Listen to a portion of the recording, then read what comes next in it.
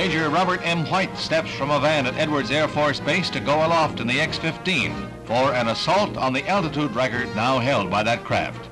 The stubby-winged X-15 is carried skyward by a B-52 mothership. Today it's planned to release White and his plane 45,000 feet over Nevada. Previously, the X-15 has flown 46 7/10 miles high and has hit speeds of 4,100 miles an hour.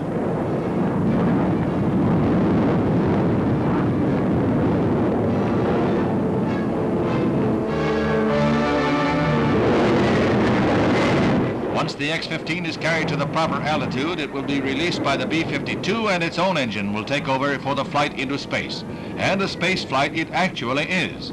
Now the moment is at hand, and the X-15 roars free on a tongue of flame.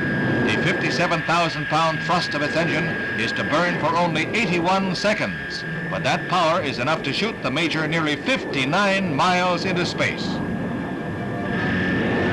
Major White experiences 3 minutes of weightlessness, just as did the other astronauts who made orbital and suborbital flights. And when he re-enters the Earth's atmosphere for a landing, he undergoes 5 times the force of gravity. Major White is now eligible for astronaut wings, awarded to all pilots who fly higher than 50 miles.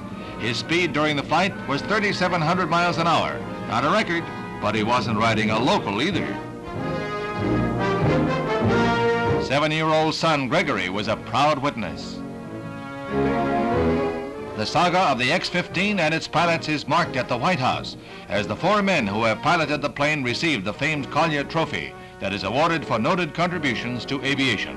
Along with Major White, Scott Crossfield, Joseph Walker, and Commander Forrest Peterson are honored for their work with the plane.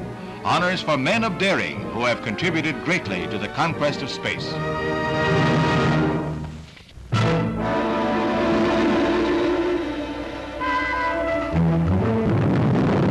Folded inside a canister, a 13-story balloon is hoisted into space atop a Thor rocket.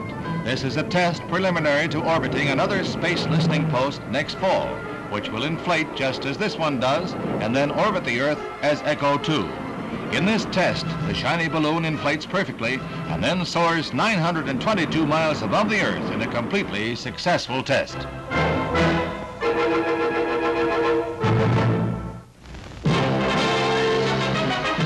A true life story straight out of Horatio Alger comes to a climax with the announcement that Mayor Edwards Selabrizi of Cleveland is to be the new Secretary of Health, Education, and Welfare.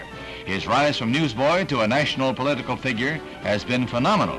He was elected mayor of Cleveland 5 times before being tapped by the president to succeed Abraham Ribicoff in the cabinet post. Mr. Ribicoff will campaign for a Connecticut Senate seat.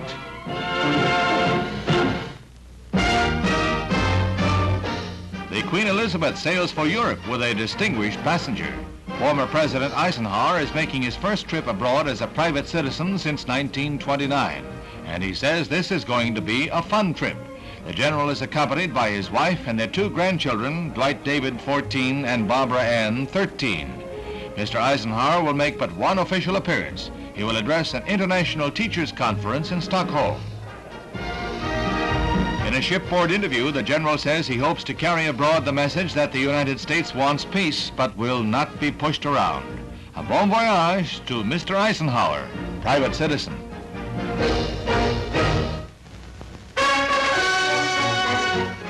At Tlemcen in northern Algeria near Oran, the new nation's vice premier, Ben Bella, has set up heavily guarded headquarters in an old resort hotel. Ben Bella is feuding with Premier Ben Keda, a feud that exploded into an ever-widening rift when the premier fired 3 high army officers. Ben Bella wants them returned to power, and he is favoring a one-party rule, something most Algerian leaders fear. A secret council is trying to resolve the differences.